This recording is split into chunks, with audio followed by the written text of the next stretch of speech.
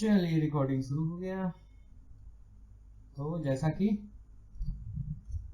इसके पहले किए थे एनटीए 19 का सॉल्यूशन, ठीक है, और इस बार एनटीए 1 2 3 4 ऐसे सॉल्यूशन चलेगा। बीच में अगर एनटीए 20 ले लेगा तो 20 का सॉल्यूशन कर देंगे, ठीक है। और ये बड़ा जरूरी है क्योंकि बड़ा अच्छा क्वेश्चन एनटीए ले रहा है ठीक है, बड़ा अच्छा क्वेश्चन ले रहा है, बड़ा अच्छा, इतना अच्छा कि इमेजिन नहीं कर सकते। क्लियर? तो बिना समय बर्बाद किए हुए शुरू करते हैं, ठीक है। ऐसे आप लोग का भी डिमांड था कि एनटीए वाला सोल्यूशन तो कम से कम किया जाए, तो चलिए शुरू करते हैं। चलिए देखिए, ये सवाल में क्या दिया हुआ है, रेड पेन दिस इज, है ना। अगर तुमको याद होगा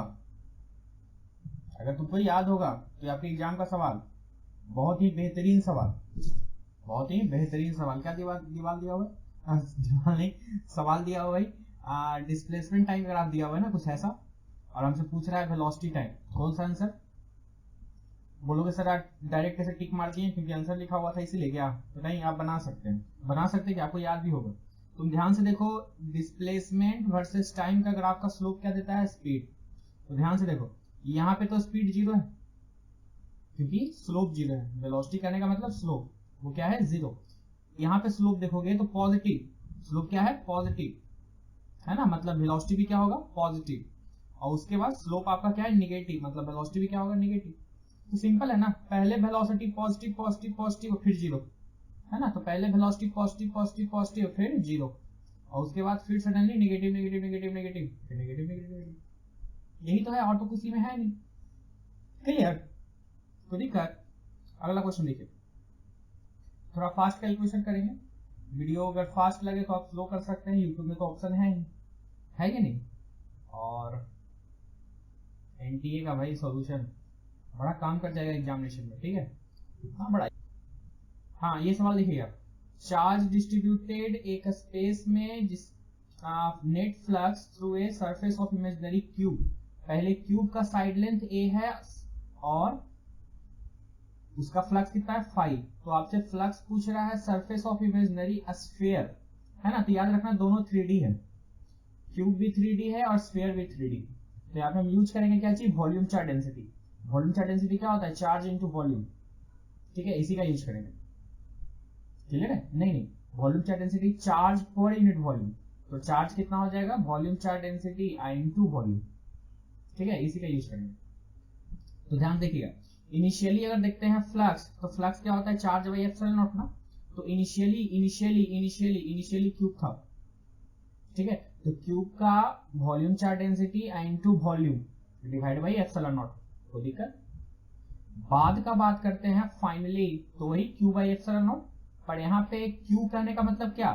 क्यू कहने का मतलब स्फीयर है ना, तो स्फीयर का क्यू कहने का मतलब रो इनटू वॉल्यूम। और रो तो ठीक है, वॉल्यूम कितना होता है स्फीयर का? 4/3 पाई, रेडियस कितना है उसका? a, 4/3 पाई a क्यूब, कितना हो जाएगा? रो इनटू 4/3 पाई a क्यूब। कोई दिक्कत? दोनों को डिवाइड कर दो, कितना हो जाएगा? 5/5 इज इक्वल टू, हमको लगता है सब कट जाएगा, थोड़ा दूसरा पेन यूज कर लेते हैं। क्या क्या constant? Rho epsilon naught, a cube और a क्यूब। क्या बचेगा? सिर्फ बचेगा 4π/3 और यहाँ पे 1। हमको 5 फाइनल निकालना है ना, तो कितना आ जाएगा? 4π/3 इंटू 5। कितना मस्त सवाल है। बस आपको सोचना था कि ये क्यूब भी 3D होता है और स्फीयर भी 3D होता है। तो 3D में कौन सा डिस्ट्रीब्यूशन काम आता है? वॉल्यूम चार्ज डेंसिटी, है ना, जो क्या होता है? Charge by volume. तो चार्ज निकल जाएगा, volume charge density into volume. Cube के केस में वॉल्यूम हम जानते हैं एक क्यूब, और स्फीयर के केस में भी वॉल्यूम जानते हैं 4/3 पाई इंटू रेडियस का होल क्यूब, और रेडियस ए दिया हुआ है, दोनों को डिवाइड कर दिया, आंसर आ गया। कोई दिक्कत? ज्यादा दिमाग नहीं लगाना है। रूल्स जानते हो ना वीडियो देखने का, कि जो क्वेश्चन बन गया वो फिर से बनाना है, या फिर तुम ये पूरा वीडियो देख लो और फिर जाके एनटीए के ऐप पे काम करते हो ना, तो वहां जाके फिर से उसको एक बार टेस्ट अटेम्प्ट कर लो, ठीक है, वो कर लो, बड़ा काम करेगा ये क्वेश्चन, ठीक है। ये क्वेश्चन बना लोगे? बनाना पड़ेगा। देखो ये 2 वोल्ट है ना, कंस्ट्रक्टेड अक्रॉस ए बी, है ना, shown in figure. The value of current supply by the battery with the first case, battery का पॉजिटिव टर्मिनल ए के साथ है, और है ना, तो तो पहला केस में ये पॉजिटिव और ये निगेटिव, ये पॉजिटिव और ये निगेटिव, तो ये पॉजिटिव, तो ये क्या हो जाएगा, रिवर्स बायस, इसमें कोई करंट नहीं जाएगा, नहीं जाएगा। तो कितना करंट होगा, सिंपली V बटा R। V करने का मतलब कितना है 2, और R करने का मतलब सिर्फ एक ही लेंगे ना 5, मतलब कितना हो जाएगा, पहले 0 पॉइंट, इसको सॉल्व करने कितना है 0.4, 0.4 पहला केस में बस एक ही तो है, टिक मारो कहानी खत्म, है ना। पहले केस में तो आंसर आ गया था, दूसरा केस बनाने की जरूरत क्या है, समय का बचत करो, समय का बचत। ठीक है, नेक्स्ट क्वेश्चन देखिएगा, वेलोसिटी ऑफ साउंड एनटीपी पे 330 है ना, क्या होगा वैल्यू जब टेम्परेचर को डबल करते हैं, प्रेशर को आधा, टेम्परेचर डबल प्रेशर अब आधा, तो वेलोसिटी ऑफ साउंड जो होता है directly proportional to only temperature, pressure पे डिपेंड नहीं करता, प्रेशर पे डिपेंड नहीं करता, ओनली टेम्परेचर। जब टेम्परेचर डबल हो गया तो वेलोसिटी कितना टाइम्स हो जाएगा, √2 टाइम्स, ये होगा ना, प्रेशर पे डिपेंड नहीं करता, सिर्फ किस पे करेगा, टेम्परेचर पे। टेम्परेचर डबल होगा तो वेलोसिटी कितना टाइम्स होगा, √2 टाइम्स। कोई है ऑप्शन, ये रहा, कोई दिक्कत, बड़ा आसान सवाल, मतलब कंसेप्ट आपको पता रहेगा ना तो आसान, हमको तो सब आसान लग जाएगा। ठीक है, अगर आपको कंसेप्ट पता रहेगा तो बड़ा इजीली से बन जाएगा, क्लियर, दिमाग ज्यादा नहीं लगाना है। देखते चलो, टोटल मैकेनिकल एनर्जी का फॉर्मूला हम जानते भी हैं, हो सकता है कि आपके एग्जाम में ये दिया हुआ ही ना रहे, ठीक है, तो डरने की बात नहीं, आपको याद होना चाहिए। खैर, आगे सवाल पूछा रहा है, oxalate particle replace by another particle double जिसका मास है, मास क्या हो गया डबल, एम्पलीट्यूड वही है, वाह। तो ये बताओ, ये जो एनर्जी है क्या मास पे डिपेंड करता है, नहीं। क्या ये मास पे डिपेंड करता है, एकदम नहीं। काइनेटिक एनर्जी थोड़े, पोटेंशियल एनर्जी थोड़े जो मास पे करेगा, ये टोटल एनर्जी है ना, ये टोटल मैकेनिकल एनर्जी है, और जो क्या होता है always constant, always constant, independent of mass, है ना। तो मास को डबल करेंगे फिर भी टोटल मैकेनिकल एनर्जी वही का वही रहेगा, कोई दिक्कत नहीं ना। ये सवाल है ना, या तो तुमको कंसेप्ट पता होगा तो झटके से आंसर मारे होगे, और नहीं पता होगा तो फिर सॉल्यूशन देखे होगे तो पागल हो गए होगे। ठीक है, सॉल्यूशन क्या है, मैकेनिकल एडवांटेज निकालते हैं, एनसीईआरटी का कंसेप्ट है मैकेनिकल एडवांटेज, भूल गए छोड़ो ना, कोई दिक्कत नहीं। देखो ध्यान से, एक फिजिकल बैलेंस, फिजिकल बैलेंस इसी पे काम करता है ना, पूरा इक्वल है, 5 मिलीग्राम 5 mg वेट है प्लेस लेफ्ट हैंड, इस पे क्या डाल दिया 5 mg, पहले बैलेंस था, अब ये क्या हो गया अनबैलेंस, नीचे की ओर लग जाएगा ना। अगर इम्पटी पैन बैलेंस था, पहले बैलेंस था, याद रखना पहले क्या था, बैलेंस था, which of the following statement is correct. तो अगर हमको अब भी बैलेंस करना है तो इधर का से फोर्स ज्यादा लग गया ना, लेफ्ट से फोर्स क्या लग गया ज्यादा, तो हमको ये डिस्टेंस जो है घटाना पड़ेगा, है ना, क्योंकि टॉर्क को हमको बैलेंस करना है, फोर्स इनटू डिस्टेंस, फोर्स जो है इंक्रीज कर गया तो ये डिस्टेंस क्या करना पड़ेगा, घटाना पड़ेगा, तो लेफ्ट आर्म को क्या रखना पड़ेगा, छोटा। सॉल्व करने का जरूरत ही नहीं है, दिमाग लगाना है, क्या दिमाग लगाना, ये सब तो रफ आइडिया अपने ब्रेन में बना सकते हो ना, कि पहले ये बैलेंस था बीचों बीच पे, बाद में क्या किए, यहाँ पे 5 mg एक्स्ट्रा डाल दिए, है ना, तो यहाँ पे फोर्स क्या हो गया, बढ़ गया, तो हमको बैलेंस करना है तो ये डिस्टेंस क्या करना पड़ेगा, घटाना पड़ेगा, है ना, क्योंकि टॉर्क तो बैलेंस करना है ना, टॉर्क क्या होता है, फोर्स इंटू डिस्टेंस, जब फोर्स बढ़ गया तो डिस्टेंस को क्या करना पड़ेगा, घटाना पड़ेगा, यही आंसर है ना। कौन सोल्यूशन इतना लंबा चौड़ा करेगा, ठीक है, कोई दिक्कत, ये कोई झमेला नहीं, ठीक है। 7वां क्वेश्चन देखिएगा, बोर ने बताया कि hydrogen atom product of binding energy, वाह वाह, प्रोडक्ट किसका, बाइंडिंग एनर्जी एंड रेडियस, वाह, बाइंडिंग एनर्जी इनटू रेडियस, इसी का प्रोडक्ट ना, ये जानते हो कितना होता है 13.6 upon n square electron volt, यही होता है ना, हाइड्रोजन ही है, और रेडियस कितना होता है 0.53 एंगस्ट्रॉम इनटू n स्क्वायर, होता है कि नहीं होता है, ये फॉर्मूला तुमको याद होगा बचपन वाला, मतलब शुरुआत वाला, n स्क्वायर मर गया है ना, तो कैसा वैल्यू आएगा, कांस्टेंट, कांस्टेंट 2 ऑप्शन है ना, तो अपन कौन सा मारेंगे, देखो कैलकुलेशन इसमें भी नहीं है, ये लगभग हाफ है, 0.5 है ना, लगभग कितना है हाफ, और ये कितना है 14, 14 का हाफ लगभग 7 के आसपास यही है, ठीक है। पूरा कैलकुलेशन हम तो आज तक नहीं किए हैं, ठीक है, हाँ, लेकिन सब्जेक्टिव क्वेश्चन क्लास में जब करवाते थे तो कैलकुलेशन करना पड़ता था, पर एग्जामिनेशन में ऑप्शंस ऐसे तैयार रहते हैं कि हल्का सा ये यूज करो बन जाता है। ठीक है, तो मेन फोकस एग्जाम होना चाहिए। क्लियर, बड़ा आराम से कैलकुलेशन हो जाएगा। समझ में आया नहीं आया? ये 0.53 को क्या लिख दिए, आ गया ये 0.53 को क्या लिख दिए, हाफ।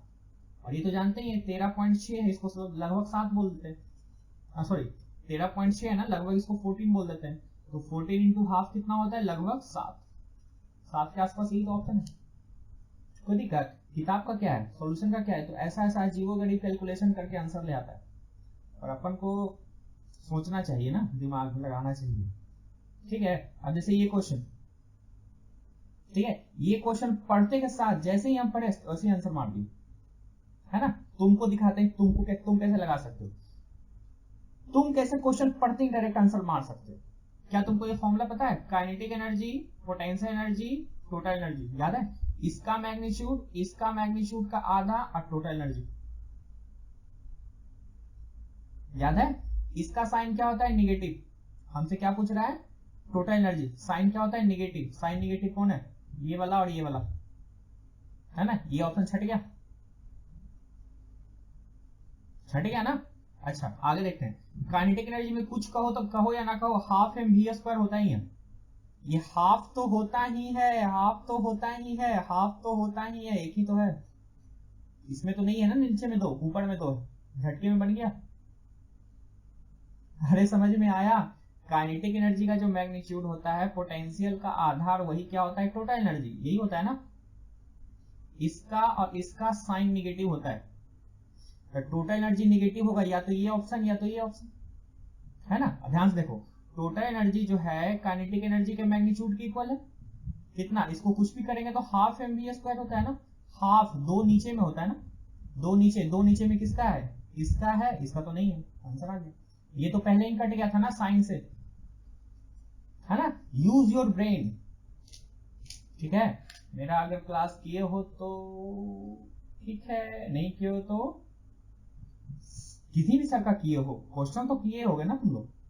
प्रोसेस घटिया होता है, प्रोसेस भी ठीक है ठाक है, पर ये क्या किया है छोड़ो नहीं। समझ में आया ये? ठीक है, पता नहीं क्या सोल्यूशन किया है, तो नहीं समझ में आ रहा, हमको को नहीं आ रहा, है ना। हम अपने ट्रिक्स पे काम करते हैं, हम अपने ट्रिक्स को बेहतर करते हैं। फिर बैटरी खत्म हो गया, है ना। तुम लोग ये मत सोचना सर अपने आप को बैटरी बोलते हैं, ठीक है, क्योंकि चश्मा हम भी लगाते हैं ना। क्लियर, तो ये मत सोचना। Where is my ब्राइटनेस, घट गया, बढ़ा जा, सीधा हो जा, या चलो शुरू करते हैं। रिकॉर्डिंग तो हो रहा है ना, ये ऐसे ही नौटंकी हो रहा है। 13 मिनट में 9 क्वेश्चन, वाओ। अगर ये एग्जाम में बनाना रहे तो कितना हो जाएगा, मुश्किल से 4 मिनट बना लोगे। खैर गोली मारो, आगे देखते हैं। हमको सॉल्व करना पड़ता है ना, इसलिए समझाना पड़ता है, तो इसीलिए लंबा समय लगता है। ठीक है, चलिए रिकॉर्डिंग हो रहा है। हाँ ठीक है, VT का ग्राफ है, क्या ग्राफ है, VT का, है ना। कितना बच्चा वाला सवाल है, ऐसा सवाल कितना किए हैं, और हमको ड्रॉ करना है PV का। पहले तो इसी से चलेंगे, AB में क्या हो रहा है, V directly proportional to T, मतलब P आपका कांस्टेंट होगा, P आपका क्या होगा, कांस्टेंट। AB में P आपका कांस्टेंट, AB में P आपका कांस्टेंट हो सकता है, AB में P आपका कांस्टेंट नहीं होगा, खत्म करो, काट दो। AB में P कांस्टेंट हो सकता है, AB में P कांस्टेंट नहीं दिया हुआ, खत्म करो। क्लियर, अगला देखते हैं। BC ये है ना, BC वाले प्रोसेस में वॉल्यूम क्या है, कांस्टेंट, वॉल्यूम क्या है, कांस्टेंट, लेकिन टेम्परेचर जो है घट रहा है, टेम्परेचर जो है क्या हो रहा है, घट रहा है, तो P भी क्या होना चाहिए, घटना चाहिए, यही होना चाहिए ना। P इक्वल टू nRT लगा देंगे, P equal to nRT, nR constant, V constant. जब टेम्परेचर घटेगा तो P भी घटेगा। तो देखो B से C में प्रेशर घटना चाहिए, B से C में प्रेशर बढ़ा दिया, मारो गोली। समझ में आया नहीं यार, B से C में प्रेशर बढ़ा दिया, जबकि क्या होना चाहिए, घटना चाहिए, मारो गोली, खत्म करो, है ना। ये देखो B से C में प्रेशर घटना चाहिए, मार दो आंसर। कोई दिक्कत नहीं ना? तो ऐसे ही सवाल बनाना चाहिए एग्जामिनेशन में। क्लियर? सॉल्यूशन, वाह क्या सॉल्यूशन दिया हुआ है, पढ़ के समझ में आएगा ये क्वेश्चन, है ना? सवाल याद आया? हम सवाल किए होंगे 5-6 लगाए होंगे, ऐसे ऐसे ऐसे पता नहीं कितना लगा दिए होंगे। खैर यहाँ सवाल क्या है, दो डिफरेंट मटेरियल है ना, लेंथ इक्वल है, थिकनेस क्रॉस सेक्शनल, कंडक्टिविटी बस के और 2k है ना, इसका k और इसका 2k, लेंथ सबका क्या है सेम। तो इक्विवेलेंट रेजिस्टेंस ऑफ स्लैब जब किसमें कनेक्टेड है, सीरीज में। सीरीज में आर इक्विवेलेंट याद है क्या होता है, R1 प्लस R2। रेसिस्टर का फॉर्मूला याद है, हीट में क्या होता था, L बटा के ए, L बटा के ए। तो देखो R1 की जगह क्या लिखेंगे, R1 यही ना, और R2 ये वाला। R1 की जगह अगर लिखना चाहते हैं, where is my black pen, ठीक है, R1 की जगह इसका लिखना चाहते हैं तो क्या लिखेंगे, L बटा के ए, तो दिक्कत के है। R2 इसके जगह लिखना चाहते हैं तो क्या हो जाएगा, L बटा के ए, कोई कष्ट। R इक्विवेलेंट लिखना चाहते हैं तो R इक्विवेलेंट करने का मतलब ये टोटल का लिखेंगे ना, तो टोटल का लेंथ कितना दिया हुआ है 2L और बटा K इक्विवेलेंट इनटू A। कोई दिक्कत, कोई झमेला नहीं ना, कुछ कटेगा, LYA है ना। इधर एलसीएम कितना ले लें, 2K, कितना हो जाएगा 2 + 1 दैट मींस 3/2K, और इधर कितना है 2/K इक्विवेलेंट। अरे अरे अरे अरे अरे ये क्या हुआ, हाँ तो ये K इक्विवेलेंट कितना हो जाएगा 4K/3, क्रॉस मल्टीप्लीकेशन 4K/3। ठीक है, हम यही प्रोसेस बताए थे, क्यों ऐसा प्रोसेस बताए थे, क्योंकि करंट में भी यही प्रोसेस आप लोग अपनाते हैं, तो क्यों ना 2 चैप्टर में एक ही प्रोसेस से चलें ताकि क्वेश्चन भी तो बन जाए, है नहीं। करंट में भी ऐसे ही करते थे, यहाँ भी ऐसे ही करते थे, और किताब का सोल्यूशन अच्छा होता है या बुरा होता है तुम डिसाइड करो।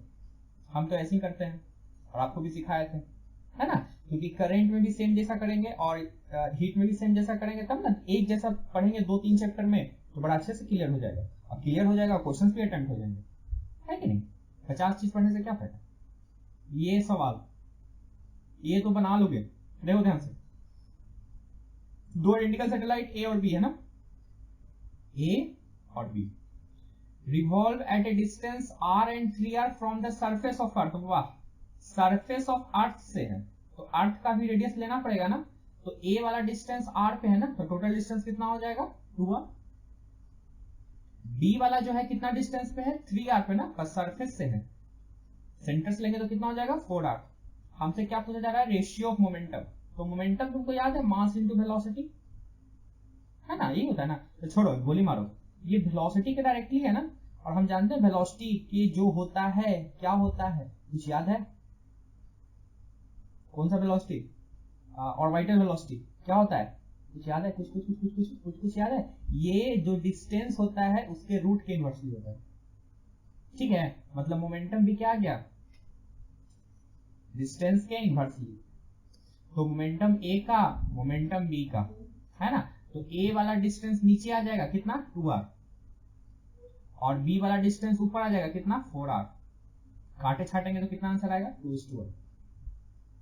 कोई दिक्कत, देखो यही किया है ना, वेलोसिटी का फॉर्मूला ही होता था कितना √gm/r, जो वेलोसिटी होता है r के क्या होता है इनवर्सली, वो भी रूट के अंदर, ठीक है, क्लियर है। ये सवाल, एक बॉडी जो है एसएसएम में जा रहा है जिसका टाइम पीरियड दिया हुआ है आधा, एम्पलीट्यूड भी दिया हुआ है, बढ़िया है, इसलिए दिया हुआ है। Average velocity of the interval which moves from equilibrium position to half of the amplitude. वाह, इक्विलिब्रियम पोजीशन ही होता है ना x = 0, कहां तक गया half of amplitude, half of amplitude मतलब कितना डिस्टेंस a/2। अब तुम जानते हो 0 से t/2 जाने में कितना समय लगता है t/12। हमसे स्पीड पूछ रहा है, स्पीड क्या होता है डिस्टेंस बाई टाइम, डिस्टेंस चला a/2 और टाइम कितना चला t/12, है ना, कितना आ गया 6a/t, 6 to t है, a का मान कितना दिया 1 सेंटीमीटर, बहुत अच्छा, और t का मान कितना दिया हुआ ये भी 0.5 है ना, 0.5 सेकंड, इसको सॉल्व कर दो कितना आ जाएगा 12 सेंटीमीटर पर सेकंड। कोई दिक्कत, तो आपको ये याद किए हो 0 से a/2 तक चला कितना डिस्टेंस, a/√2 तक चला तो कितना डिस्टेंस, ये होता है कितना t/12, और a बाई रूट टू चलता है कितना, t बाई 8, और a बाई 2 से a कितना चलता है, t बाई 6। ये रिजल्ट याद है, ये बड़ा इंपॉर्टेंट रिजल्ट है, बहुत ज्यादा इंपॉर्टेंट रिजल्ट है, कॉपी को पक्का देखिएगा, ठीक है। ठीक है, अगर सच में नीट अगर पहला प्रायोरिटी है ना, तो जैसे बोल रहे हैं यहाँ पे, जैसे बोल रहे हैं कि ये कर लो, ये कर ले, करो तो सही, बड़ा काम करेगा। क्लियर, ये सॉल्यूशन, बाप रे बाप, ठीक है छोड़ो, सेम ही चीज किया होगा।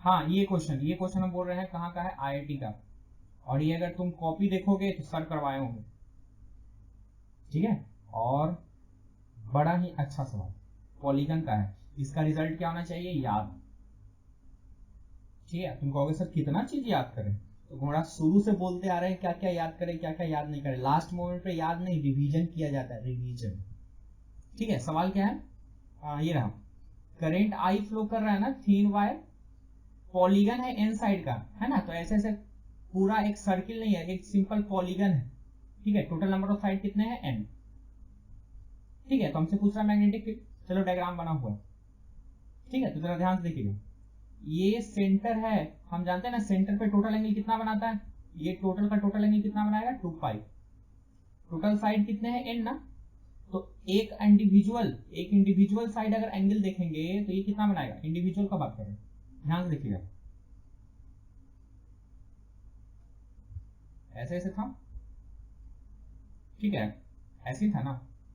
ये टोटल एंगल बनाता है कितना, 2 पाई, एक साइड का बात करें तो कितना एंगल बनाएगा, 2 पाई बाई एन, कितना बनाएगा, 2 पाई बाई एन, कोई दिक्कत, वही उसी का यूज करेंगे, रेड पेन ये रहा, ठीक है। टोटल एंगल कितना बनाएगा, 2 पाई बाई एन, हम इसको बांट रहे हैं तो आधा एंगल कितना बनाएगा, पाई बाई एन, कितना बनाएगा, पाई बाई एन, ठीक है। हमारा ये डिस्टेंस रेडियस दिया हुआ है आर, है ना, तो मैग्नेटिक फील्ड का फॉर्मूला तुमको याद है कितना होता है, mu naught by 4 pi I by R, R क्या था, ये वाला डिस्टेंस, यहां से यहां का परपेंडिकुलर डिस्टेंस, ठीक है, ये आर मान है, यही आर निकालेंगे, आई इंटू इधर वाला एंगल प्लस इधर वाला एंगल, दोनों एंगल सेम है ना, कितना, पाई बाई एन, इधर वाला एंगल कितना है, पाई बाई एन, तो साइन पाई बाई एन और plus sine pi by N, ठीक है। कितना आ जाएगा, mu naught by 4 pi I by R निकालते हैं, और ये कितना, 2 sine pi by N, clear. ये डिस्टेंस कैसे निकालेंगे, तो ये ट्रायंगल में चल जाओ, है ना, ये कॉस थीटा लिख सकते हो, cos pi by N, cos theta क्या होता है, बेस बाई हाइपोटेनस, तो थीटा के बगल वाला बेस, यही ना डिस्टेंस आर माने हैं, आर और बटा हाइपोटेनस कितना, आर, तो बेस कितना आ गया, R cos pi by N, है ना, इसका वैल्यू पुट कर दो, R cos pi by N, black pen, ठीक है। देखो ध्यान से, साइन थीटा बटा कॉस थीटा क्या हो जाएगा, टैन थीटा ना, टैन थीटा, 2 से 2 कट जाएगा, कितना बचेगा, mu naught by 2 pi, mu naught by 2 pi I by R into tan theta, ठीक है। तो ये रिजल्ट अगर आपको याद है तो कोई बुरी बात नहीं है, शुरुआत में ही आपको बताया होंगे सर क्या, इसका रिजल्ट कितना, mu naught by 2 pi, mu naught by 2 pi I by R into tan pi by N, और अगर मेरा कॉपी देखते हो तो इसका एप्लीकेशन भी आपको क्वेश्चन के रूप में कराए होंगे, ठीक है। इस बार कॉपी का रिवीजन, आपका अपना बनाया हुआ नोट्स का रिवीजन, और बाकी टेस्ट नहीं रहे, एनडीए टेस्ट नहीं रहा, और कुछ नहीं करना है, और कुछ नहीं करना है, एक्स्ट्रा चीज का दिमाग नहीं लगाना है, ठीक है। तो ये रिजल्ट क्या रखना है याद, इसमें क्या है, एन नंबर ऑफ साइड, कितने हैं, एन नंबर ऑफ साइड्स, कोई कष्ट नहीं ना। चलिए, यही सवाल पूछा जाता है एप्लीकेशन के रूप में, क्या देखो दिखाते हैं, एक छोटा सा एप्लीकेशन दिखाएंगे, एक एप्लीकेशन, ठीक है, ज्यादा नहीं। अच्छा ध्यान से देख, छोटा सा दिमाग लगाना, क्या दिमाग में रखना है, ये आया मैग्नेटिक फील्ड एक साइड का, किसका, एक साइड का, है ना, एक साइड से क्या निकाला ना, ऐसे ऐसे बहुत सारे साइड्स है ना, टोटल कितने साइड्स है, एन, ठीक है, टोटल कितने साइड्स है, एन, तो टोटल निकालेंगे तो एन से मल्टीप्लाई कर देंगे, है ना। छोटा सा एप्लीकेशन दिखाता है, ये बहुत इंपॉर्टेंट है, ठीक है। अगर मेरा कॉपी देखो तो तुमको याद हो जाएगा, अगर टोटल मैग्नेटिक फील्ड निकालें तो एन टाइम्स हो जाएगा ना किसी एक के कारण, कितना, एक के कारण कितना लाए हम, mu naught by 2 pi I by R into tan pi by N, ठीक है, यही है ना। क्या होगा अगर एन का मान इंफिनिटी हो, क्लियर, एन का मान क्या हो जाए, इंफिनिटी, तो मैग्नेटिक फील्ड टोटल कितना निकलेगा, मैग्नेटिक फील्ड टोटल कितना निकलेगा, ध्यान से देखिएगा, मैथ वाले जल्दी पकड़ लेंगे, ठीक है। तो लिमिट लगा देंगे n टेंड्स टू इंफिनिटी, कितना n into mu naught by 2 pi I by R into tan pi by n, ठीक है। ध्यान से देखिएगा, कुछ नहीं कर रहे, देखो रेड व्हाइट पेन, हाँ n का मान इंफिनिटी है तो 1 बाई n क्या हो जाएगा, लगभग 0 है ना, 1 बाई n क्या हो जाएगा, सॉरी देखो ये n का मान जब इंफिनिटी है तो tan पाई बाई n ये बहुत स्मॉल एंगल होगा ना, अरे हाँ कि ना, n इंफिनिटी है तो पाई बाई n क्या होगा, वेरी स्मॉल। आप कहोगे सर जीरो क्यों नहीं कर देते हैं, तो देखो छोटा सा दिमाग लगाते हैं, जब थीटा स्मॉल होता है तो tan थीटा को क्या लिखते हैं, थीटा लिखते हैं ना, उसी का यूज करेंगे। देखो ध्यान से n into mu naught by 2 pi I by R into pi by n, हमने क्या यूज किया, ये पाई बाई n तो स्मॉल था ना क्योंकि n इंफिनिटी था, ठीक है। तो स्मॉल एंगल के लिए tan को क्या लिख दिया, थीटा। अब बोलोगे सर हम ये क्यों किए हैं, हमको जरूरत नहीं था, हम जीरो पुट करते हैं, ये n से n काटने के लिए, ठीक है। कितना आंसर आ गया, mu naught by 2 pi I by R into pi, है ना, ये कट गया, कितना आया mu naught by 2 into I by R. क्या ये सर्कुलर के कारण होता है सेंटर पे, ठीक है, सर्कुलर के कारण होता है कि नहीं होता है, तो ध्यान से देखिएगा, यही सवाल यही हूबहू सवाल, यही हूबहू सवाल पूछ देगा यहाँ पे, फाइंड टोटल मैग्नेटिक फील्ड अगर n का मान इंफिनिटी हुआ तो, ठीक है। ऐसा सब बहुत सारा सवाल आया हुआ है, मेरा कॉपी देखो या किसी भी सरकार टीचर का कॉपी देखो, ये सवाल जरूर करवाए हमसे, क्लियर, बड़ा मस्त सवाल है। ये सवाल देखिएगा तो क्या है, एक पावर फैक्टर निकालना ना, पावर फैक्टर क्या होता है, cos फाई r बटा z। देखो एक कॉइल में इंडक्टिव रिएक्टेंस है ना, ये तो डायरेक्ट एक्सेल दिया हुआ है, ए रेसिस्टर कितना 8 ओम, ये रेसिस्टर दिया हुआ है ना, प्लेस इन सीरीज विथ ए कंडेंसेटर जिसकी कैपेसिटर कितनी है, कैपेसिटिव रिएक्टेंस 25 ओम, ये तो एक्सी दिया हुआ है, वाह। Combine through a AC source, इसकी जरूरत नहीं पड़ती है क्योंकि हमको पावर फैक्टर निकालना है ना, r बाई जे, r करने का मतलब कितना है 8 है, और z कैसे निकलेगा, तो z के लिए फॉर्मूला याद है, R square plus XL minus XE का होल स्क्वायर। किसी कमेंट बॉक्स में था कि सर कैलकुलेशन बड़ा टफ होता है एसी में, देखते हैं r कितना दिया हुआ है 8, एक्सएल कितना दिया हुआ है, एक्सएल 31, और एक्सी कितना दिया हुआ है 25, कितना हो जाएगा 31 माइनस 25 का होल स्क्वायर, ये कितना होगा, ये 6 होगा, ठीक है। इसका आंसर जानते हो 100 होता है, 10 का स्क्वायर मतलब 10, तो कितना आ गया 8 बटा 10, है ना, यानी कि 0.8। तो पावर फैक्टर याद रखना, पावर फैक्टर cos फाई होता है जिसका वैल्यू कितना लाया है 0.8, और ये अगर फेज पूछता तो इसका आंसर आता cos इनवर्स 0.8, ठीक है। दोनों अलग अलग क्वेश्चंस हो जाते हैं, ठीक है, ज्यादा दिमाग नहीं लगाना है, क्लियर। ये सवाल तुमको याद होगा एनसीईआरटी या फिर कहें एम्स का भी है ना। दिमाग क्या लगाना है इस केस में, इस केस में दिमाग ये लगाना है कि टाइम जो है कभी भी रिपीट नहीं करता है, या टाइम जो कभी रिवर्स में नहीं जाता है, ठीक है। तो इसी क्वेश्चन में इसी के डायग्राम के साथ बस ऐसा हो रहा है ना। देखो ध्यान से, पूरा मिटा देते हैं, है ना। जैसे देखो v और t का ग्राफ सर्किल दिया हुआ है ना, मान लेते हैं ऐसे जा रहा है, तो एक पर्टिकुलर टाइम तक तो ठीक है, इसके बाद जो है टाइम घटने लगा ना, ये टाइम जो है इधर जाने लगा, तो टाइम घटता कभी भी नहीं है ना।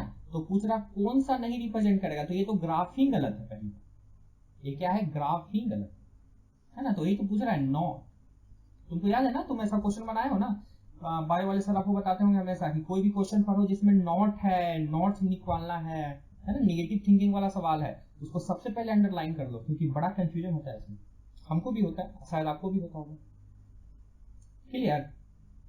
ये सवाल क्या है, एक सैटेलाइट जो है रिवॉल्व कर रहा है धरती के अलॉन्ग, जिसकी रेडियस और टाइम पीरियड, तो रेडियस टाइम पीरियड में फॉर्मूला तुमको याद है क्या है, टाइम पीरियड का स्क्वायर जो होता है डायरेक्टली प्रोपोर्शनल टू रेडियस का पावर 3 होता है ना, जिसको एक्सिस बोलते हैं, major axis minor axis, Kepler's law.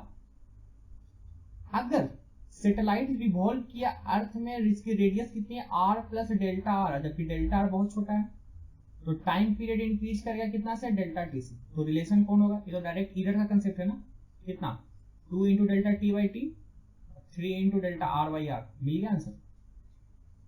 Clear, बड़ा आसान सा सवाल है यही सवाल, बड़ा आसान। सवाल क्या है, एक कॉइन रखा हुआ है ना 4 सेंटीमीटर और 3 सेंटीमीटर, ये पक्का 5 होगा, पक्का कितना होगा, 5 होगा। पूछ रहा है कितना फास्ट लाइट ट्रेवल करेगा लिक्विड में, इसमें स्पीड पूछ रहा है। तो स्पीड जानते हो c बटा म्यू होता है, c बटा म्यू होता है। तुम्हारा काम है म्यू निकालना। क्या निकालना, म्यू। म्यू कैसे निकलेगा, तो म्यू निकलेगा क्रिटिकल एंगल से। ध्यान से देखो, ये लाइट जो ऐसे गया उसके बाद ऐसे हो गया ना, है ना, यहाँ पे r का मान कितना है 90 डिग्री, दैट मीन्स ये वाला जो होगा कितना होगा, क्रिटिकल एंगल। अरे हाँ कि ना, फिर से डायग्राम देख लेते हैं। अरे डायग्राम बन जा, यहां से लाइट निकला और यहां से चला गया 90 डिग्री पे। क्लियर, यही क्या होगा, क्रिटिकल एंगल। कौन सा angle, critical angle, black pen this is. ठीक है, ये मतलब ये वाला क्रिटिकल एंगल सेम है ना। ये डिस्टेंस 4, ये डिस्टेंस 3, ये कितना 5। क्या नहीं निकाल सकते क्रिटिकल एंगल, साइन थीटा से निकाल दें। क्या होता है, परपेंडिकुलर बाय हाइपोटेनस, थीटा के सामने वाला परपेंडिकुलर कितना 3 और हाइपोटेनस कितना 5। जब साइन थीटा निकल गया तो यही तो 1 बाई म्यू होता है। अरे हाँ कि ना, यही ना 1 बटा म्यू होता है, तो पुट कर दो।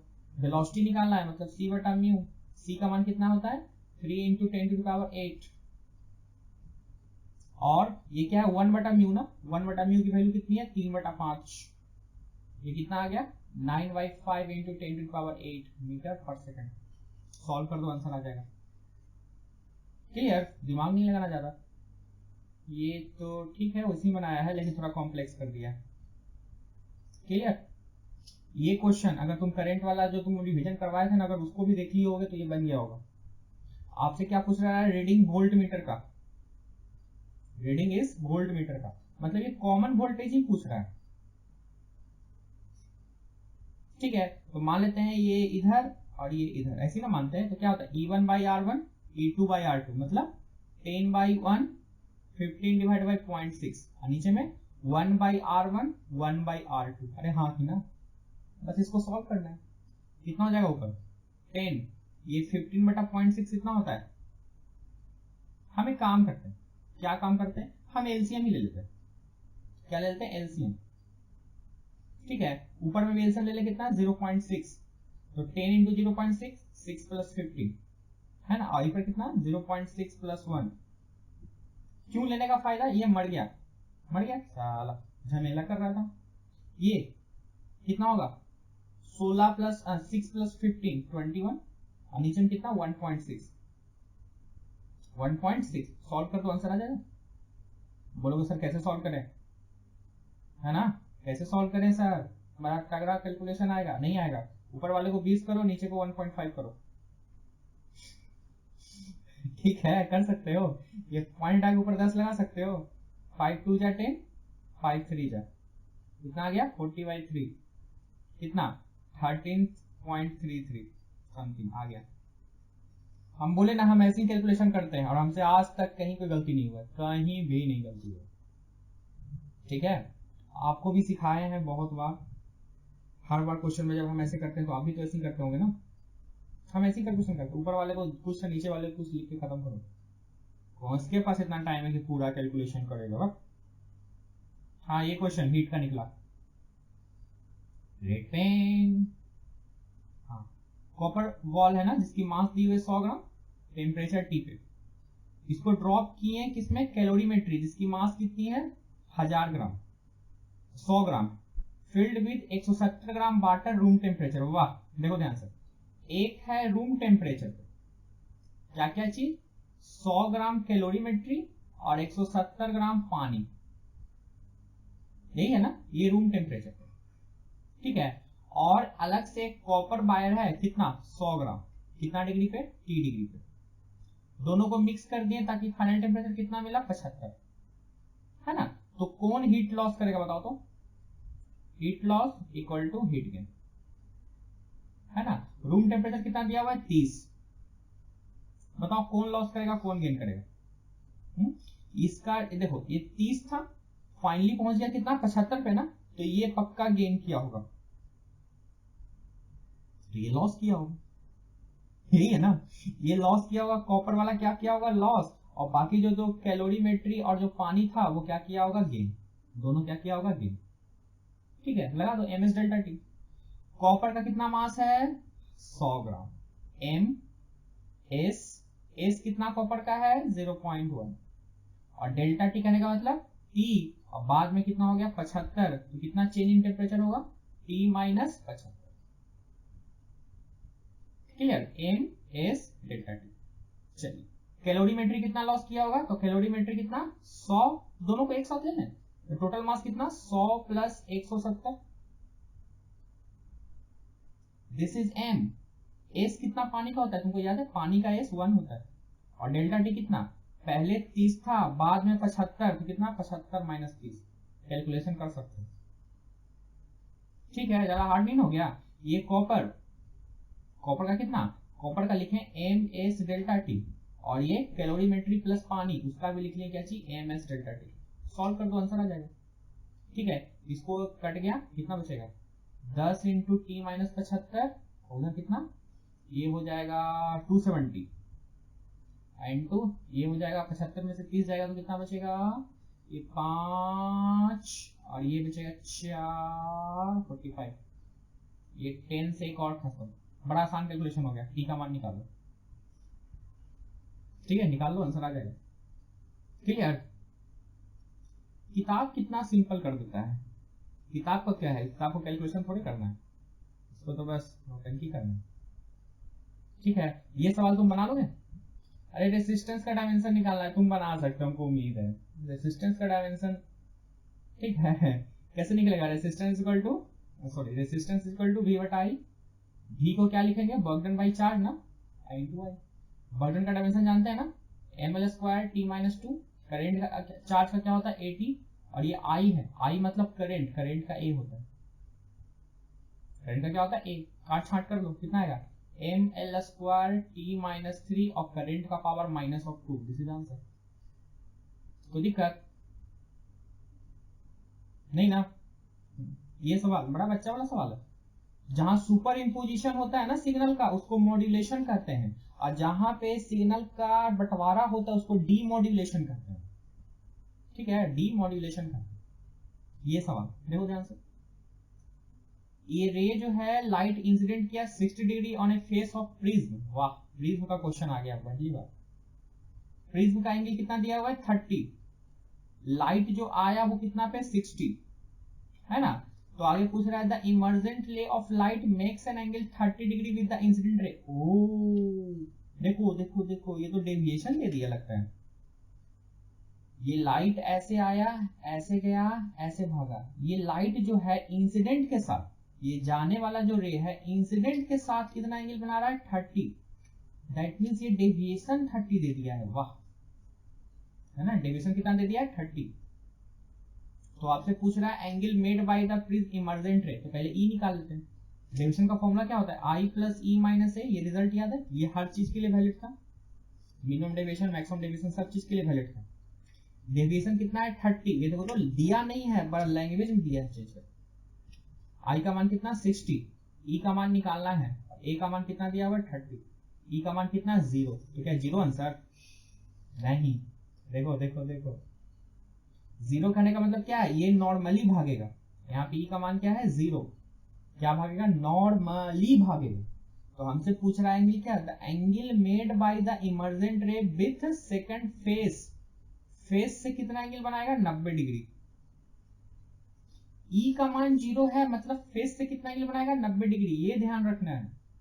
ठीक है, और अगर अंदर वाला एंगल R2 पूछेगा तो वो भी कितना आएगा 0 फ्रॉम स्नेल्स लॉ। क्लियर, कोई दिक्कत, ये सवाल बना लोगे तुम, ये हम बनाए। देखो ये दोनों में अपोजिट डायरेक्शन में करंट जा रहा है ना, तो रिपल्सन लगेगा, कितना लगेगा force equal to mu naught by 4 pi 2i1 i2 divide by दोनों के बीच का डिस्टेंस इंटू लेंथ, लेंथ कितना दिया हुआ है 25 सेंटीमीटर। ये कैलकुलेट तुम कर लोगे, ठीक है। और इन दोनों में क्या लगेगा, फिर से देखो, इसमें करंट इधर, इसमें करंट इधर, अपोजिट डायरेक्शन में, फिर से क्या लगेगा, रिपल्सन लगेगा।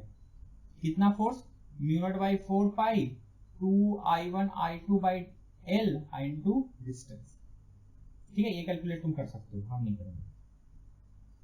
कर लोगे ना, बड़ा आसान सवाल है, बना लोगे। कैलकुलेशन ही जो है, सबका वैल्यू पुट करो, बाकी सब्सट्रैक्ट करके देख लो किसका वैल्यू ज्यादा, किसका वैल्यू कम।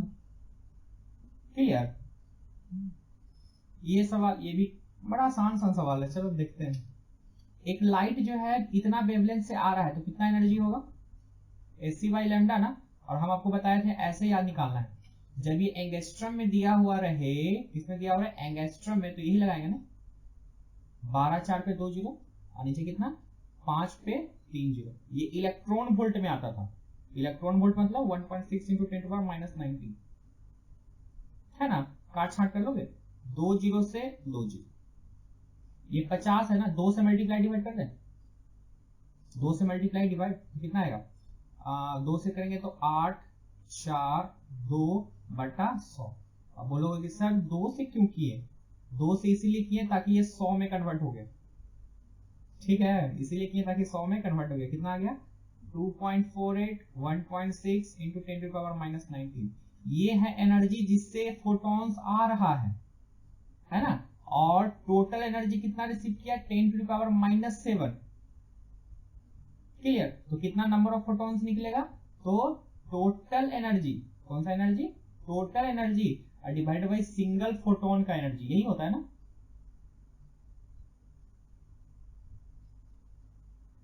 अरे हाँ कि ना, यही होता है ना, टोटल एनर्जी बटा सिंगल फोटोन का एनर्जी। टोटल एनर्जी जो आ रहा है 10⁻⁻7, और सिंगल फोटोन का एनर्जी कितना लाया है, ये रहा, कितना, 2.48 × 1.6 × 10⁻⁻19।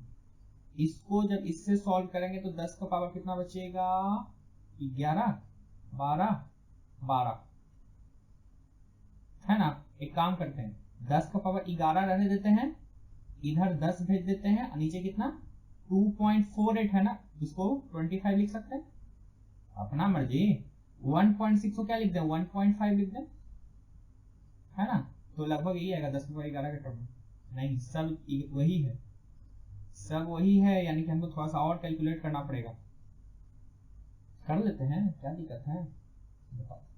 5 2 जा 10, 5 3 जा समथिंग, ये पॉइंट ऊपर जाएगा तो फिर से क्या बनेगा, 10, 5 2 जा 10, और ये 5 5 जा 25। अरे हाँ कि ना।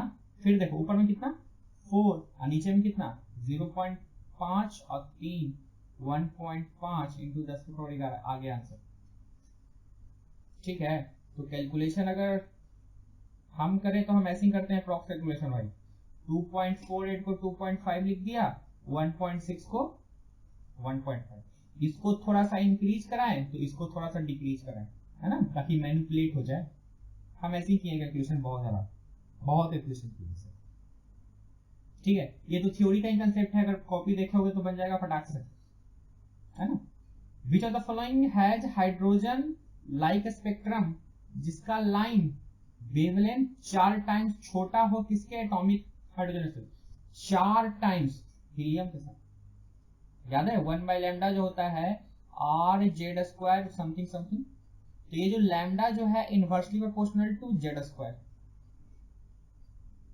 है ना। लैम्डा जो है 1/4 टाइम्स छोटा है ना, 1/4 करने का मतलब 2 का स्क्वायर। ये दोनों को सॉल्व करो तो इसको और इसको, जेड का मान लगभग कितना आएगा, 2, और जेड का मान 2 किसका होता है, हीलियम का। अरे हाँ कि ना,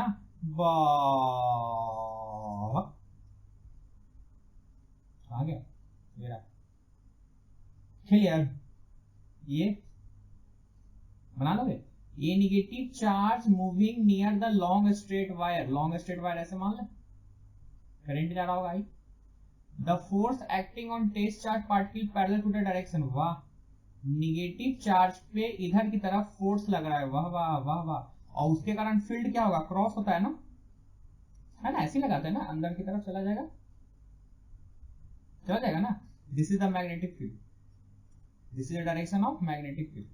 तो आपसे पूछ रहा है मोशन, वेलोसिटी निकाल सकते हैं, फोर्स, मैग्नेटिक फील्ड, वेलोसिटी तीनों परपेंडिकुलर होता है, v क्रॉस b निकाल लो, इधर की तरफ वेलोसिटी आएगा।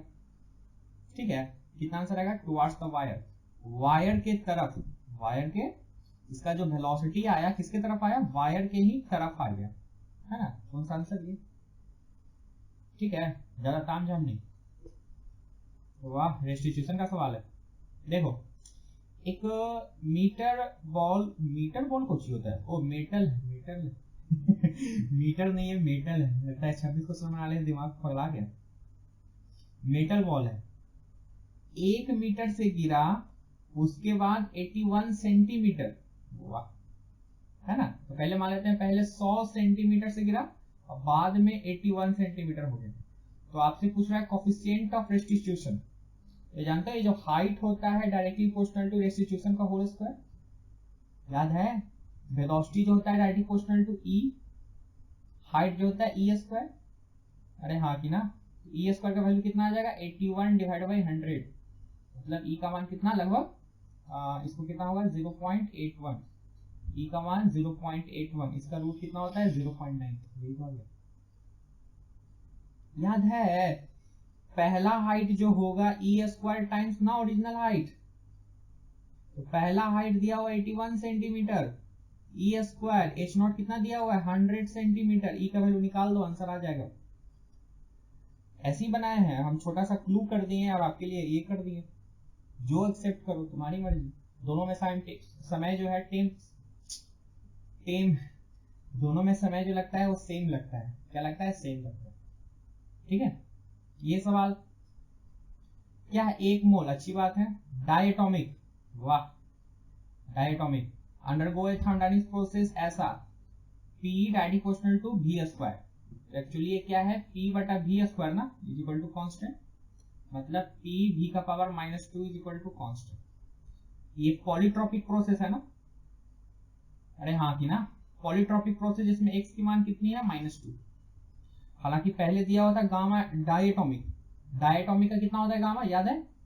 मोनो का होता था कितना? 5/3, याद रखो 5/3। तो डाई, इसमें भी 2 जोड़ दो, इसमें भी 2 जोड़ दो, हम ऐसे ही नहीं याद करवाए हैं, 7/5। हाँ, तुमको डायरेक्ट याद है तो डायरेक्ट लगा सकते हो। खैर, इसमें पूछ रहा है molar specific heat of gas, तो C पॉलीट्रोपिक का याद है formula? R divide by gamma -1, R divide by 1 - x। ये फॉर्मूला याद है? बोलो बोलो बोलो, कमेंट में लिखा करो, याद था नहीं था वगैरह वगैरह। ठीक है, R तो ठीक है, गामा का मान कितना है? 7/5 - 1 प्लस R 1 - x का मान कितना है? -2 है। वाह, माइनस माइनस प्लस बना देगा। ये कितना आएगा? ये आएगा 2/5, मतलब 5R/2। ठीक है, और ये कितना आ जाएगा? R/3। 3 और 2 का एलसीएम 6, और नीचे में 6 एक ही है पूरा कैलकुलेट भी नहीं किया। 3 2 कैल्शियम कितना होता है? 6, और ऑप्शंस में सिर्फ 6 ऑप्शंस, नीचे में बी का ही। ठीक है, बना सकते हैं। ये क्वेश्चन अगर तुम फ्लूइड मैकेनिक्स मेरा क्लास किए होगे तो तुमको सिखाए होंगे एक चीज वहां पे, क्या कि कैसे टेबल को समझा जाता है। एनसीईआरटी में जो गिवन टेबल रहता है हर चैप्टर का, फिजिक्स का या खासकर ऑर्गेनिक और इनऑर्गेनिक केमिस्ट्री का, तो टेबल याद नहीं रखना है, कैसे समझा जाता है। ठीक है, यहाँ पे हम बताए होंगे, आप क्लास किए होगा अगर तो। हाँ देखो ध्यान से, तो हम जानते हैं शियर मॉडुलस कम होता है, यंग्स मॉडुलस ज्यादा होता है, बल्क मॉडुलस बहुत ज्यादा होता है। यही तो आंसर होता है। क्लियर है? तो यहाँ पे फ्लूइड मैकेनिक्स में आपको एक छोटा सा बहुत अच्छा हिंट दिए थे, क्या? कैसे टेबल को पढ़ा जाता है। बायो का तो हमको नहीं पता कैसे पढ़ा जाता है, पर फिजिक्स केमिस्ट्री का आपको बताए थे यहीं पे। ठीक है, ये डाटा था। चाहो तो एनसीईआरटी का टेबल खोल के देखना, अरे हाँ सही में शियर मॉडुलस कम होता है, हाँ सही में यंग्स मॉडुलस ज्यादा होता है, इसका देखो डायरेक्ट यूज हो गया। क्लियर? ये सवाल याद करो, कौन सा चीज, ये जस्ट अभी रिवीजन करवाए थे करंट का, उसमें भी ये क्वेश्चन था, है ना? ये यूनिफॉर्म वायर जिसकी रेसिस्टर कितनी है? 36। हम क्या बताए थे? 360 डिग्री, ये टोटल कितना डिग्री होगा? 360 ना, 360 डिग्री में 36 ओम है ना, तो 1 डिग्री में कितना बचेगा? 0.1 ओम। अरे हाँ कि ना? तो ये कितना है?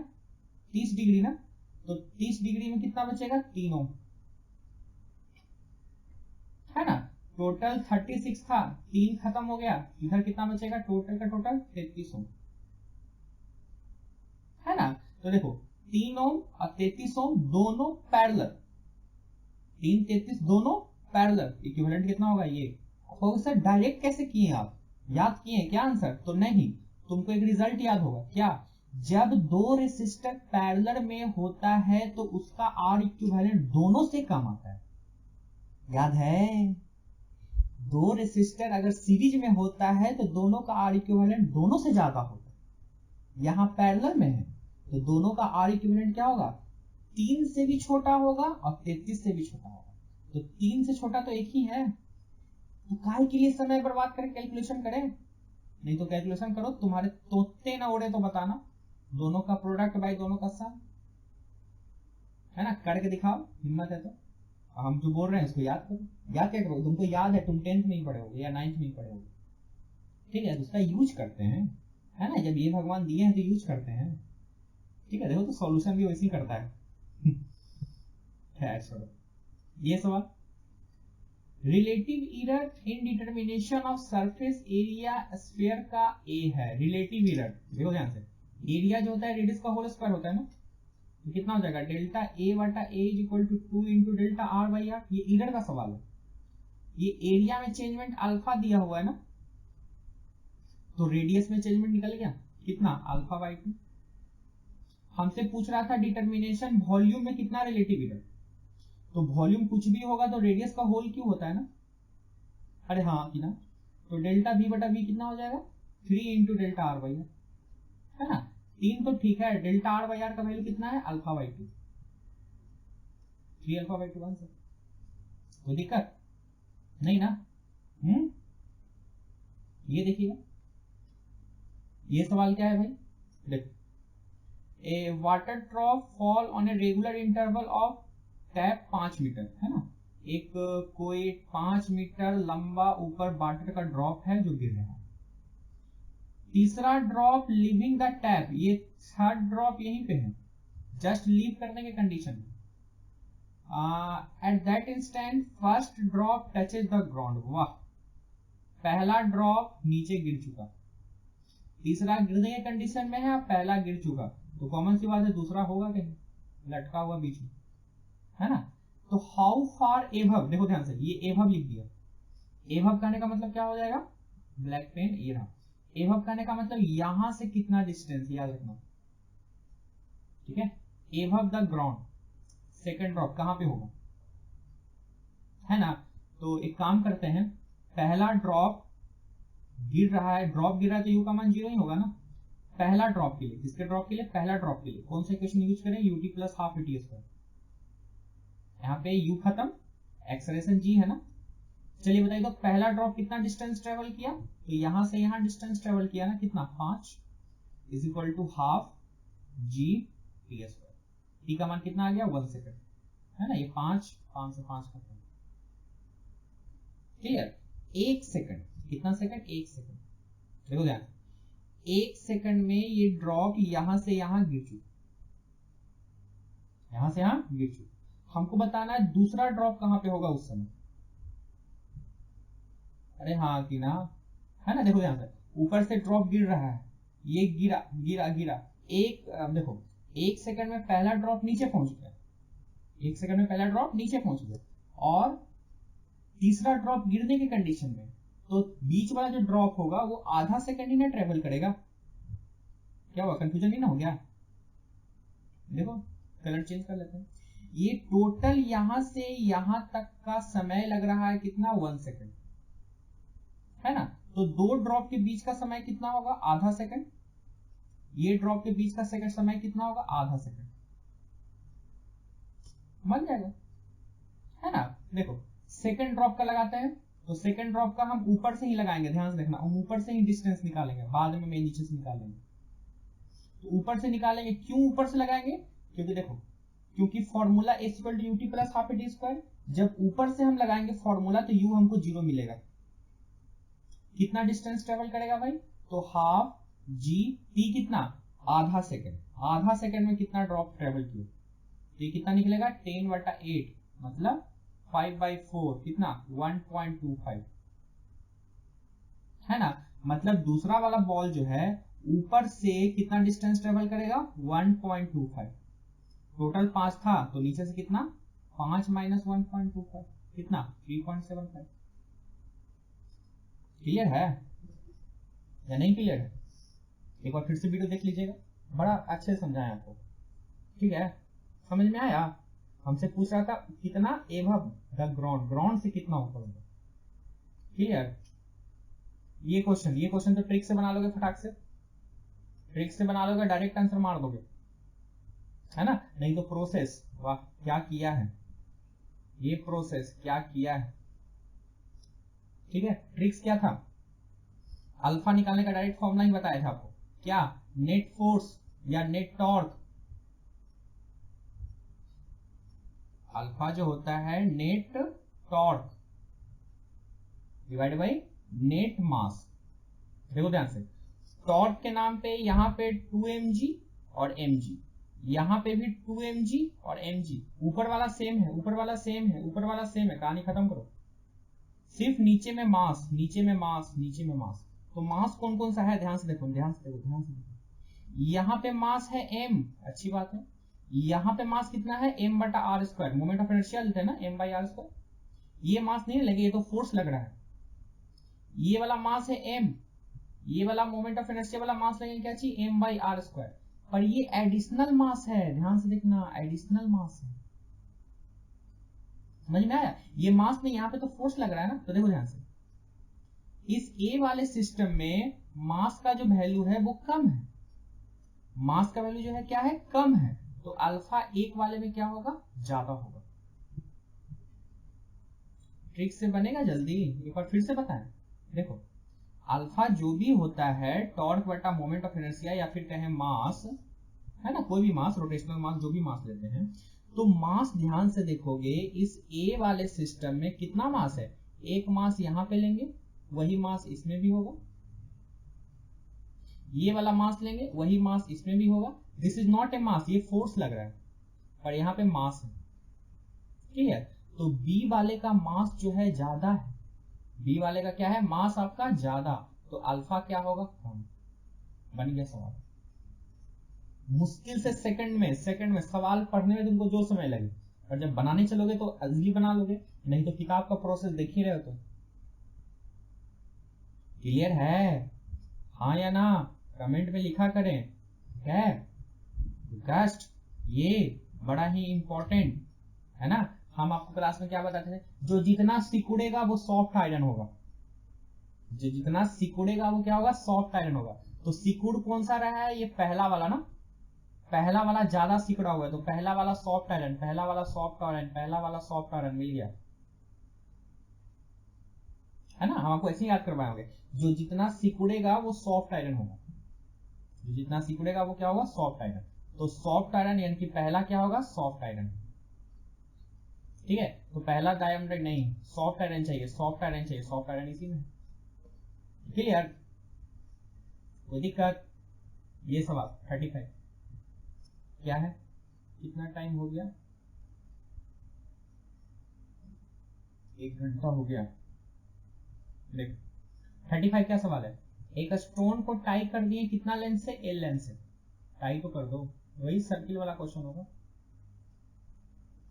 वर्टिकल सर्किल में जा रहा है, another end of string centre पे है, at a certain instant of time a stone is a lower position and speed इसका u है ना, ये स्टोन है, यहाँ पे इसका स्पीड कितना है, u। अच्छी बात है। The magnitude of change in velocity, change in velocity जानते हो, फाइनल माइनस इनिशियल, ये वेक्टर होता है, ये भूले तो कहानी खत्म, है ना। Change in velocity as it is written a position where string is horizontal, string क्या होगा, जस्ट हॉरिजॉन्टल, तो यहां का स्पीड फाइनल यही होगा ना, और इनिशियल यही होगा। ठीक है, फाइनल स्पीड कैसे निकलेगा यहाँ पे, तो सिंपल लगा देंगे ना, क्योंकि ये वर्टिकली मोशन हुआ है ना।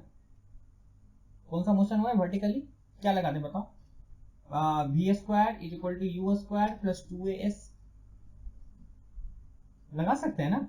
v² मतलब फाइनल का स्क्वायर, u कितना दिया हुआ इनिशियली, u 2 एक्सलेरेशन नीचे की तरफ लग रहा है ना, वर्टिकल सर्कुलर है, एक्सलेरेशन नीचे की तरफ लग रहा है, तो क्या लगाएंगे, minus of G, minus of G into S. S कितना डिस्टेंस ट्रेवल करेगा, एल, है ना। तो v फाइनल कितना आ गया, u स्क्वायर माइनस 2gl, हालांकि होल स्क्वायर है, ठीक है। ध्यान से देखिएगा, ये इनिशियली आपका x के तरफ है और फाइनली आपका y के तरफ है, ठीक है। दोनों अलग अलग डायरेक्शन में है। ये वाला जो है, ब्लैक पेन ले आते हैं जरा, ये फाइनल जो है आपका j डायरेक्शन में है और ये जो है i डायरेक्शन में है। तो ऐसे ही नहीं घटा देंगे, ठीक है। हमको चेंज इन का मैग्नीट्यूड अगर निकालना रहेगा तो क्या कर देंगे, v फाइनल का स्क्वायर, v इनिशियल का स्क्वायर और पूरे का रूट। समझ में आया क्यों ऐसा किए, क्योंकि ये v फाइनल, देखो ध्यान से, v फाइनल आपका y डायरेक्शन में है, j डायरेक्शन में है, और v इनिशियल आपका i डायरेक्शन में, मतलब x डायरेक्शन में। तो v फाइनल की कितनी वैल्यू, देखो v फाइनल का होल स्क्वायर ना, v फाइनल का होल स्क्वायर कितना वैल्यू है, u square minus 2gl, u square minus 2gl, और इनिशियल कितना है, तो इनिशियल तो सिंपली u है। कितना आंसर आ गया, 2u स्क्वायर और माइनस 2gl का रूट, है ना। ये आईआईटी जेईई का सवाल है, ऐसी कोई महतो जी का दलान का नहीं है क्वेश्चन, ठीक है। बड़ा मस्त सवाल है, फिर से वीडियो पॉज करके रिवाइंड करके समझिएगा, ठीक है। ये तो बच्चा बच्चा बच्चा बना देगा। इसमें से कौन सा फेनोमेना नहीं एक्सप्लेन करेगा हाइजन, तो हाइजन वेव नेचर को सपोर्ट करता है ना, रिफ्लेक्शन करता है, रिफ्लेक्शन करता है, डिफ्रैक्शन करता है, ऑरिजिन ऑफ स्पेक्ट्रम नहीं करता, है ना। तो आपसे पूछ रहा था नो, कौन एक्सप्लेन नहीं करता है, तो कौन नहीं करता, ऑरिजिन ऑफ स्पेक्ट्रम। क्लियर, बन जाएगा ये सवाल। बर्गडन बाय द गैस मतलब टोटल बर्गडन, रेड पेन ये रहा। तो पहले देखो, ये v वर्सेस t का ग्राफ है ना, तो v वर्सेस t का ग्राफ ये स्ट्रेट लाइन है ना, तो v directly proportional to t। ये कब होता है, जब p क्या रहे, कांस्टेंट। देखो हमको बर्गडन टोटल निकालना है, मतलब पहले AB का निकाल लेंगे, A से B, फिर B से C, और फिर D से C से D। A से B हमको लगता है आइसोबारिक प्रेशर कांस्टेंट, है ना, और B से C हमको लगता है वॉल्यूम कांस्टेंट, तो वॉल्यूम कांस्टेंट, इसका तो बर्गडन ही 0 हो जाएगा, ठीक है। और C से D हमको लगता है ये टेम्परेचर कांस्टेंट, आइसोथर्मल। कैलकुलेशन कर लोगे या हम करें, बर्गडन टोटल, बर्गडन AB जो निकल गया क्या चीज, आइसोबारिक, आइसोबारिक, और बर्गडन BC जो निकल गया आइसोकोरिक, बर्गडन 0 होता है ना, और अगला क्या चीज है, आइसोथर्मल। आइसोबारिक में बर्गडन याद है निकालना, क्या था, P final V final minus P initial V initial. देखो ध्यान से, ये वाला पॉइंट A है, ये वाला पॉइंट B है, और हमको यहाँ का क्या पता है, सिर्फ टेम्परेचर, प्रेशर तो नहीं पता है। तो क्यों ना इसको चेंज कर दें, NR T final minus T initial, change कर सकते हैं। N का कितना value, 2, NR T final, T final 750 और T इनिशियल 250, 750 माइनस 250, कितना आसानी से बन गया।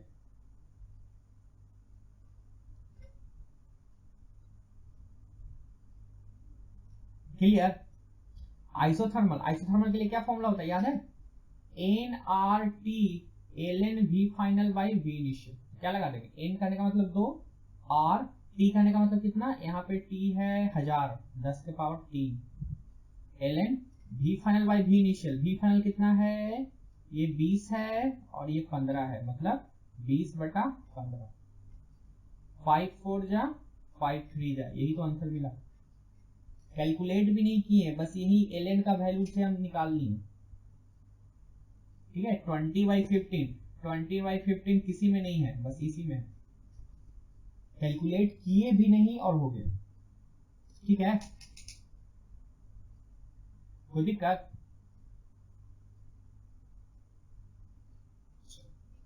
अगला सवाल देखिए 38 नंबर। देखिए, ट्रेन का वजन दिया हुआ है 10 के पावर 7 न्यूटन, ट्रेवल कर रहा है, स्पीड पता है ना, स्पीड पता है 36, 5/18 कर देंगे, कर सकते हैं ना, कितना आ जाएगा, 10 मीटर पर सेकंड। अगर फ्रिक्शन फोर्स 0.5 kgf है, देखो यूनिट का लोचा हो जाएगा, इसलिए वजन को भी केजीएफ में चेंज कर देते हैं। कितना? 10⁶ kg, है ना। फ्रिक्शन फोर्स कितना दिया हुआ है? 0.5। तो टोटल फोर्स कितना लग जाएगा? याद है, mu M G. Mu friction force कितना है? 0.5 kgf पर क्यूंटन, क्यूंटन पर में है 100 कर दे, इनटू mg, mg कितना? 10⁶, और g का कितना वैल्यू दिया हुआ है? 10। ठीक है, this is the value of mu M G. कोई दिक्कत? कितना आंसर आया? 5 × 10⁶ 2 4। क्लियर? आपसे पूछा था पावर, पावर का फॉर्मूला क्या होता है? Force into velocity. फोर्स कितना निकाल चुके हैं? ये 5 × 10⁴, और वेलोसिटी कितना निकाल चुके हैं? ये 10। कितना आंसर आया? 5 × 10⁵ कोई है ऐसा आंसर? ये कोई दिक्कत नहीं ना? ये सवाल आप शायद जानते होंगे, AI ट्रिपल का सवाल है, जो AI ट्रिपल में खुद 2 बार रिपीट किया है ना। आपसे क्या पूछ रहा है? एक मास दिया हुआ है, वेलोसिटी दिया हुआ है t समय में, ध्यान रखना, v वेलोसिटी t समय में, तो एक्सेलरेशन कितना हो जाएगा? v/t। फोर्स कितना लेते हैं? मास इंटू एक्सेलरेशन ना, मास तो ठीक है, वेलोसिटी एक्सेलरेशन कितना है? v/t। खैर, हमसे पूछा था पावर t समय में, याद रखना t समय में। पावर का फॉर्मूला क्या होता है? Force into velocity. फोर्स तो निकाल चुके हैं ना, मास इंटू एक्सेलरेशन, कितना? एक्सेलरेशन कितना? v/t। अब ये वेलोसिटी, वेलोसिटी क्या रेस्ट से शुरू हुआ ना, तो v = u + at लगाएंगे। u तो कुछ नहीं, एक्सेलरेशन हम लोग निकाल चुके हैं, कितना? v/t, और कितना समय में? t समय में। ये बड़ा अजीब अजीब है ना, मिक्सअप ट्विस्ट जैसा है, इसलिए ऐसा लग रहा है। एक बार फिर से इसको वीडियो देखिएगा तो बन जाएगा। कितना आंसर आ गया? mv/t into v/t into t आ गया आंसर। कोई दिक्कत? एक बार फिर से इस वीडियो को रिवाइंड कीजिएगा, एसेंशियल, अगर आपको समझ में आ गया फिर भी आपको एक बार रिवाइंड करके देखना। न्यूक्लियर रिएक्टर अल्फा डीके जानते हो? नीचे 2 ऊपर 4। डॉटर न्यूक्लियाई निकाला कितना? XZA। कॉमन सी बात है, पेरेंट न्यूक्लियाई कितना होगा? ऊपर में A+4 होगा और नीचे में क्या होगा? Z+2। ब्लैक पे नहीं रहा, देखो सवाल दिया हुआ है, nuclear reactor alpha decay, the daughter nuclei ये है, अच्छी बात है, is moving with kinetic energy E। या तो ये गलत है या फिर हम लोग गलत सोच रहे हैं। ठीक है, दिमाग क्या लगाना है? अगर अगर अगर अल्फा डीके जो हो रहा है और ये डॉटर है ना, ये मूविंग काइनेटिक एनर्जी E, ये किसका एनर्जी दिया हुआ है? तो अल्फा का दिया हुआ है। किसका दिया हुआ? अल्फा का। ऐसे लेके बनाओगे तो आंसर आ जाएगा।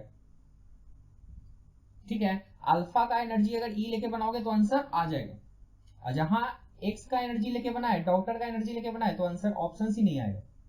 ठीक है, यही छोटा सा मिसप्रिंट है या कहें गलत है, ये क्या है आप डिसाइड करिए। ठीक है, मेरा काम है आपको दोनों रूप से अवगत करा देना कि या तो क्वेश्चंस में थोड़ा सा मिसप्रिंट है या फिर ऑप्शंस में थोड़ा सा मिसप्रिंट है। ठीक है, चलिए देखिए। तो अल्फा का एनर्जी कितना? E। इसका एनर्जी निकालना है। पहले ये किस में था? रेस्ट में था। कहां रेस्ट में लिखा हुआ है? ये रहा। और हमसे पूछा जा रहा है कितना एनर्जी रिलीज करेगा, टोटल एनर्जी रिलीज, है ना। तो अल्फा का निकाल लेंगे, एक्स का निकाल लेंगे, बाद में दोनों का सम कर देंगे। इसका एनर्जी कैसे निकालेंगे? तो देखो, पहले रेस्ट में था, फिर सडनली फूट गया ना, तो momentum conserve, P initial = P final। P initial = P final। तो क्या तुम जानते हो जो काइनेटिक एनर्जी होता है वो होता है P²/2m, है ना। ये मास के क्या होता है? इनवर्सली। तो काइनेटिक एनर्जी अगर x का निकाले और काइनेटिक एनर्जी अल्फा का निकाले, काइनेटिक एनर्जी x का हमको चाहिए और अल्फा का काइनेटिक एनर्जी हमको पता है कितना? E। ठीक है, मास के क्या इनवर्सली ना, तो x वाला मास नीचे आ जाएगा, तो x वाला मास कितना है? A। और अल्फा वाला मास कितना है? 4 ऊपर हो जाएगा। तो काइनेटिक एनर्जी x का बात करें तो कितना आ जाएगा? 4/a into E। कितना? 4/a into E। खैर, हमको तो टोटल चाहिए, तो टोटल दोनों को ऐड कर दो, कितना? E + 4E/a। E को कॉमन ले लो, क्या बचेगा? 1 + 4/e। आंसर आ गया, है ना। ये क्वेश्चन देखिएगा तो 41 में क्या सवाल है, ठीक है। A is the amplitude of wave front coming from point source, point source के लिए याद है इंटेंसिटी जो होता है आर स्क्वायर के इनवर्सली होता है और एम्पलीट्यूड जो होता है 1/r के इनवर्सली होता है। कितना हो जाएगा ये ना, ये रिजल्ट ऐसे ऐसे टोटल 4 रिजल्ट आपको कॉपी में हम लिखा चुके हैं, ठीक है। 4 रिजल्ट, कितने result, 4 result. Point source, spherical source, line चोर नहीं लाइन सोर्स, सिलिंड्रिकल सोर्स, ठीक है। और फिर जो parallel to the principal axis आता है, 4-5 रिजल्ट हो गया, क्लियर। ये क्वेश्चन देख लीजिए, तो ये पता नहीं क्यों पूछा है। पहली बात हम जानते हैं फ्रीक्वेंसी जो है मीडियम पे डिपेंड नहीं करता है, फ्रीक्वेंसी जो होता है मीडियम पे डिपेंड ही नहीं करता है। मीडियम पे कौन कौन डिपेंड करता है, वेलोसिटी और वेवलेंथ, फ्रीक्वेंसी डिपेंड नहीं करता है। तो पहले जो फ्रीक्वेंसी है बाद में भी वही फ्रीक्वेंसी होगी, ठीक है। क्वेश्चन पढ़ के समझिएगा, पहले जो फ्रीक्वेंसी है बाद में भी वही फ्रीक्वेंसी होगी, ठीक है। ये सवाल देखिए, जबरदस्त सवाल, जबरदस्त सवाल। क्या है, प्रोजेक्टाइल को फायर किया गया यू से कितना एंगल पे थीटा। देखो ये यहां से फेंका गया यू वेलोसिटी से कितना एंगल पे, थीटा, कितना एंगल पे, थीटा। अच्छा आगे क्या दिया हुआ है, at some instant during motion velocity जो बनाया अल्फा एंगल हॉरिजॉन्टल, है ना। किसी समय ये जो वेलोसिटी है कितना एंगल बनाया, अल्फा। तो आपसे वही वेलोसिटी पूछ रहा है, तो हम इतना तो जानते हैं ना, जो इसका वेलोसिटी जो x में है कितना u cos थीटा, इसका वेलोसिटी जो x में है कितना v cos अल्फा। x में वेलोसिटी चेंज नहीं करता है, x में वेलोसिटी चेंज नहीं करता है। तो जो पहले x में वेलोसिटी था कितना u cos थीटा, वही बाद में वेलोसिटी होगा x में कितना v cos अल्फा। यहां से v नहीं निकल जाएगा, कितना u cos थीटा और sec अल्फा ना। अरे बड़ा अच्छा सवाल है, बहुत अच्छा सवाल है, क्लियर, कोई दिक्कत।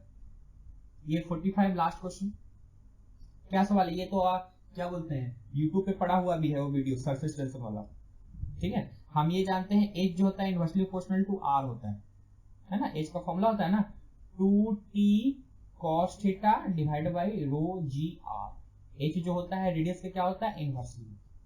देखो ध्यान से, वाटर राइज किया एच हाइट सर्टेन डायमीटर यानी कि सर्टेन रेडियस, अगर कैपिलरी ट्यूब को रिप्लेस कर दिए similar tube half the diameter, diameter आधा मतलब रेडियस आधा, रेडियस आधा।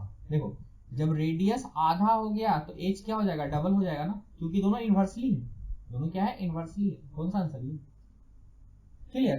तो ये था आप लोगों का वीडियो सोल्यूशन, ठीक है।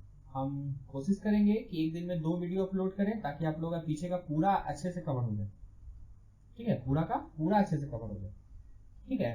तो कोशिश कीजिएगा कि आप वीडियो देखें, पहले 19वां नंबर है, फिर 1 2 3 4 है, ठीक है। आप लोग का मैक्सिमम डाउट यही सब क्वेश्चंस का रहता था, इसका हम सोचे कि वीडियो सोल्यूशन ही प्रोवाइड कराते हैं, और बड़ा अच्छा क्वेश्चन है, बहुत अच्छा क्वेश्चन है, ठीक है। ये तो आप लोग के लिए कितना प्लस पॉइंट है कि आप लोग के जो एग्जाम लेने वाला है वही टेस्ट कंडक्ट करा रहा है। मेरे टाइम पे तो कुछ नहीं था ऐसा, है ना। आईडी जेई कोई लेता था कोई एग्जाम, वो टेस्ट नहीं कंडक्ट कर रहा था, को बस इंस्टीट्यूट ही कंडक्ट करवाते थे टेस्ट, ऑफिशियल टेस्ट नहीं होता था। आप लोग का कितना अच्छा बात है, अभी 19वां नंबर टेस्ट चल रहा है, 20वां आएगा तो 20वां का भी सोल्यूशन अपलोड करेंगे, ठीक है। एक सुबह एग्जाम, एक सुबह एग्जाम, ऐसे बनाए हैं रूटीन, ठीक है। अब दिक्कत यही है कि लॉकडाउन खुल चुका है और जितने भाई अमीर लोग हैं वो अपना घर बनाना शुरू कर चुके हैं। मेरे बगल में भी जो घर है वो बनना शुरू हो गया है, तो अंडर कंस्ट्रक्शन में आवाजें बहुत आती हैं, तो इग्नोर कीजिएगा बैकग्राउंड टोन, ठीक है। देखो अभी हम जो वीडियो बना रहे हैं कितना 11:15 PM है रात की, ठीक है। अभी थोड़ा आवाज कम है, ठीक है। तो इतना ही, बाकी पढ़ाई कीजिए, कंटिन्यू रखिए, गर्दा उड़ा दीजिए, है ना। समय कीमती है, उसका सदुपयोग करें, घर पे हैं बहुत अच्छे से पढ़िए, ठीक है, ये मौका कभी नहीं मिलेगा, क्लियर। रिजल्ट हो गया फिर तो फिजिक्स भूलना ही है, फिजिक्स कौन यूज होने वाला है। चलिए ज्यादा नौटंकी नहीं करते हैं, पढ़ते रहिए, तब तक के लिए गुड नाइट। मेरा तो सोने का टाइम